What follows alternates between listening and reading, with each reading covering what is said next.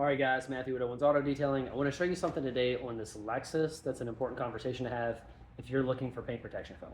So depending on the vehicle that you get, the dealership you're working with, sometimes they will, at the dealership, offer you some form of a paint protection film package.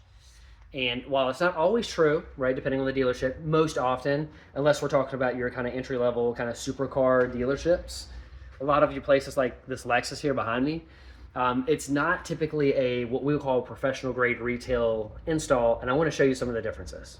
So to start off on this mirror, you can actually see this little line right there. I'm using a light to kind of showcase it, but there's a little line right here where my finger's at.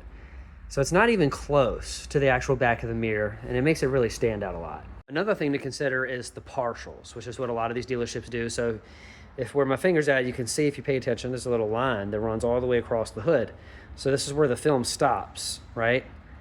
And you can see that they continue this little line here with a fender piece. So that much is covered. So sure, it does help out in regards to how the rock chips might hit the front of the hood, but in regards to UV rays, it's totally gonna age the paint here differently than here.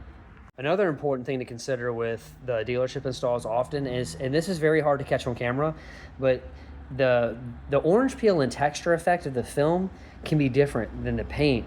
In this case, it's a much heavier effect, and I know it's a little tough to catch on camera, but I'm gonna show you something that's easier to see on camera, and that is gonna be the clarity difference. So I'm using a paint correction light in the shop to kind of show you this, but if you look here, which is where the film is at, and you look here, that's a very big difference. Now, almost any film may have a small amount of this to come through, but this is considered quite a bit. And so even if this was an entire hood, it would look different next to the fender. Or even if they had done the entire fender, that fender would look different than the door.